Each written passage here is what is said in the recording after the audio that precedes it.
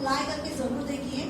ऐसे 5 अच्छे बच्चे या 10 रैंकर्स को ऐसे 10 डम बच्चे दे दीजिए साथ में जो उनकी रिस्पॉन्सिबिलिटी करें। और उससे पहले आपको क्या करना पड़ेगा, appreciate that student in the assembly. Assembly में बुलाकर उन 5 बच्चों का अप्रिशिएट कीजिए, उनके लिए क्लैप करवाइए कि ये 5 बच्चों ने इन 5 बच्चों की जिम्मेदारी उठाई है कि इनका बुक कंप्लीट रहेगा। और जब ये रिस्पॉन्सिबिलिटी को हर मंथ में लास्ट डे मतलब 30 और 31 या 28 जो भी डेट लास्ट आएगी उस लास्ट सैटरडे को इन बच्चों को प्राइज दिया जाएगा। छोटा सा प्राइज देना है, आप कुछ भी हैंडमेड दे सकते हो, चॉकलेट दे सकते हो, फ्लावर दे सकते हो, कुछ भी, पर उसकी वजह से आपकी रिस्पॉन्सिबिलिटी थोड़ी कम हो जाएगी, रिलैक्स हो जाएगा कि आपके जो 10 बच्चे जो बहुत डम्प है, जो बिल्कुल कॉपी डाउन नहीं कर रहे हैं, उनका बुक आपको कॉपी करके मिलेगा।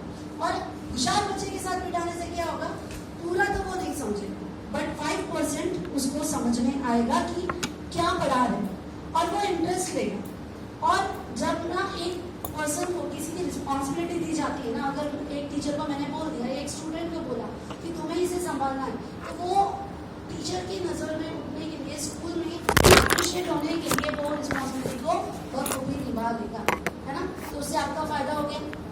दूसरी चीज मैंने बताई, whatever you're writing on the board, आप क्या करोगे, रिपीट करोगे। जो भी आप लिख रहे हो पहले बोर्ड क्लियर करना है। ऐसा नहीं कि मैम गई थी क्लास में, मैम ने बहुत अच्छी हैंडराइटिंग में डेट डाल के रखा है तो मुझे रफ नहीं करना, बिल्कुल नहीं।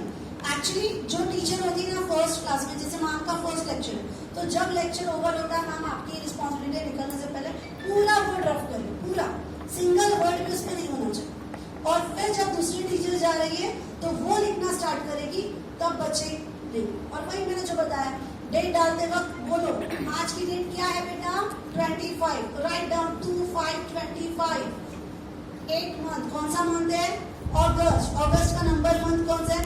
इससे क्या हो रहा है, हम बच्चों को पढ़ा भी रहे हैं और साथ में क्लास मैनेजमेंट हो रहा है, क्योंकि आप बोर्ड पे बोल के लिख रहे हो, इसलिए बच्चे बात नहीं कर रहे, उनको वो रिपीट ही करना पड़ेगा।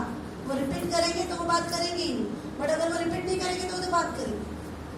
दूसरी चीज आपको करनी है कि जो भी फर्स्ट क्लास में टीचर होती है, जब वो जा रही है ब्लैक बोर्ड, जब वो रफ कर रही है, तो रफ करते वक्त ही आपको बोलना है which is your next period, Hindi. Okay, take out your Hindi book और आपको बोर्ड रफ करना है। उसमें भी आपका टाइम सेव हो रहा है और दूसरी फायदा क्या हो रहा है, बच्चे बात भी करेंगे, बुक निकालने में बिजी हो जाएंगे। अब अर्शिया मैम ने एंटर लिया 2nd क्लास में।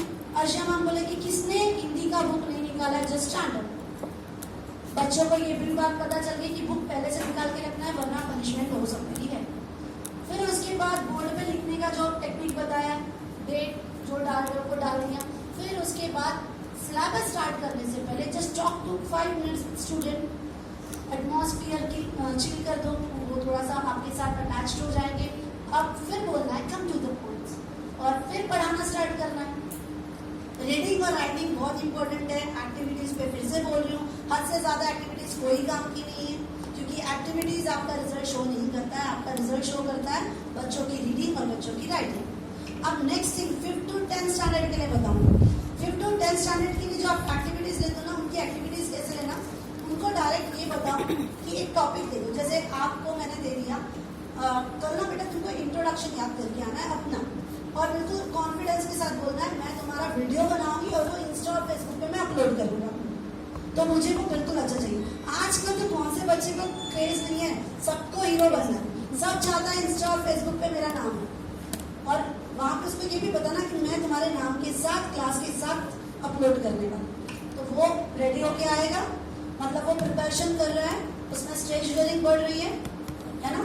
तो ये छोटी छोटी चीज है, हम लोग कर सकते हैं। नेक्स्ट थिंग, जब आप स्कूल में असेंबली लेते हो, असेंबली सब में इम्पोर्टेंट होती है। आपका पूरा जो काम है ना वो असेंबली करती है, इसीलिए प्रिंसिपल हो, टीचर्स हो या कोई भी हो, जितने भी लोग स्कूल में अवेलेबल होते हैं, असेंबली टाइम पे सबका होना बहुत जरूरी है। Come with your charming and smiling face. और वहां पे असेंबली के टाइम पे आपको बच्चों को अप्रिशिएट करना है। डेली टारगेट रखो कि 2 बच्चों को अप्रिशिएट करना ही है, क्योंकि कैसा है, अगर प्रिंसिपल मैम जो है या फिर आपके प्रेसिडेंट सर मैम है, अगर वो ये 2 की तारीफ कर रहे हैं तो दूसरे 2 को भी क्रेज चढ़ जाता है कि हमारी भी तारीफ होनी चाहिए, हम भी काम कर रहे हैं। दूसरे दिन 2 आएंगे, रहेंगे मतलब स्ट्रेंथ बढ़ेगी। उससे क्या होगा, लोगों में कंपटीशन बढ़ेगा, काम करने की इच्छा बढ़ेगी। तो वैसे ही बच्चों में भी होगा।